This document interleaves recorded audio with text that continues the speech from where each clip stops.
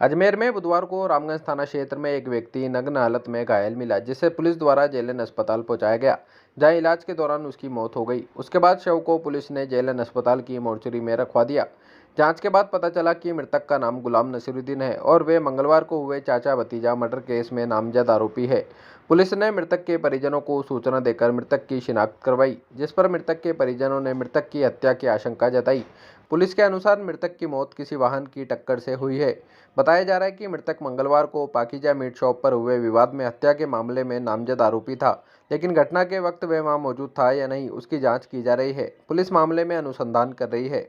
सुबह 6:30 बजे रामगंज थाने पे सूचना मिली कि जेएलएन हॉस्पिटल में मोर्चरी में एक व्यक्ति है जो नग्न अवस्था में, उसका बॉडी मिली थी। अर्लियर रात को एक व्यक्ति, जैसा कि बताया गया है कि नग्न अवस्था में रामगंज रोड की तरफ था और किसी वाहन द्वारा हिट हो जाने की आशंका बताई थी। अभी परिवारजनों ने रिपोर्ट दी है। उस व्यक्ति की अर्लियर पहचान नहीं हो पाई थी, अब उसकी पहचान हुई, जिसमें उस व्यक्ति का नाम गुलाम उर्फ लापू है। और उस व्यक्ति की पहचान होने के बाद परिवारजनों की तरफ से रिपोर्ट दी जा रही, जिसमें उसकी हत्या की आशंका उनके द्वारा जताई जा रही है। इस पर प्रकरण दर्ज किया जा रहा है और आगे कार्रवाई की जा रही है। सर, जो घटना थी पूरी के उसी दिन की थी जब डबल मर्डर में इसका क्या रोल है? जो डबल मर्डर की घटना हुई थी, उस घटना के तहत जो आरोपी पक्ष है, आरोपी पक्ष के परिवार का ही ये व्यक्ति बताया जा रहा है और आरोपी पक्ष के परिवार के साथ नहीं रहकर ये बाहर क्लॉक टावर थाना एरिया में अलग से निवास कर रहा था और दरगाह क्षेत्र में नहीं, ये निवास नहीं कर रहा था। हालांकि दरगाह क्षेत्र में और इधर रामगंज क्षेत्र में पर्याप्त गार्ड लगाई गई। सर, घटना के समय ये उस समय था कि जब जितने घटना, इसके बारे में जांच की जा रही, सीसीटीवी फुटेज का विश्लेषण किया जा रहा है। अभी तक 3 आरोपियों को गिरफ्तार किया गया है और शेष आरोपियों के घरों पे दबिश दी जा रही है। सर, नामजद है ये? हाँ, एफआईआर में ये व्यक्ति नामजद है और बताया जा रहा है कि ये नशा करता था और कहीं नर्सिंग होम में भर्ती था और वहीं से ये निकला है और उसके आगे की जो कार्रवाई है वो जारी है और उसमें एफआईआर दर्ज करके इसके बारे में इन्वेस्टिगेशन किया जा रहा है। इसकी बॉडी कहाँ पर मिली थी? इसकी बॉडी रामगंज थाना क्षेत्र में रोड पर मिली थी। ठीक है। गुलाम नसीरुद्दीन काकू, जो पाकीजा वाली 15 तारीख को जो घटना हुई थी शाम के समय, उस घटना को समय 2 जनों की मृत्यु हो गई थी और उसी रंजिश पर ये रंजिश चली आ रही है।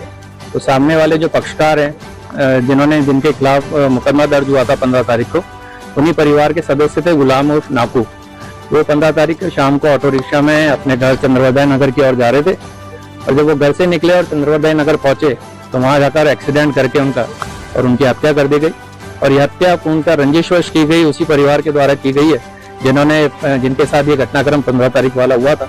उस बात की रिपोर्ट जो गुलाम है, उनकी बहन है जो आई हुई है बाहर से, उनके द्वारा ये रिपोर्ट दी गई है और मोर्चरी में उनका शव यहाँ रखा हुआ है। उनके परिवार के सारे सदस्य यहाँ हैं। तो ये मुकदमा दर्ज करने के लिए 302 में जब तक बीएनएस हो गई है, उसके बाद हत्या का मुकदमा दर्ज करने के लिए रिपोर्ट दी गई।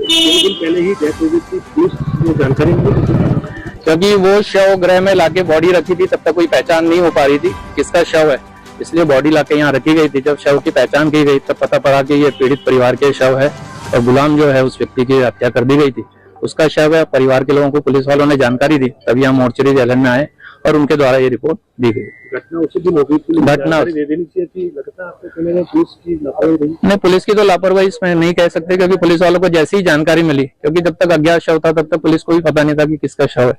जब जानकारी मिली तो तुरंत परिवार वालों को इसकी सूचना दी और जब शव प्राथमिक रूप से देखने से पता पड़ता है कि उनके कहीं ना कहीं हत्या की गई है, उनके शव पे कपड़े नहीं थे और चंद्रोदय नगर की तरफ ही उनकी बॉडी पाई गई, तो पूरी तरह से शक जाता है कि उस परिवार के द्वारा इनकी हत्या की गई। बिल्कुल नामजद रिपोर्ट दी है, इस्माइल है, इकबाल है और भी जो भी उनके परिवार है, उनके पक्षकार है, मददगार है, उन सब के नामजद रिपोर्ट दी गई। जो नामजद और भी आरोपी है, क्या शंका है कि और भी कुछ वारदात हो सकती है?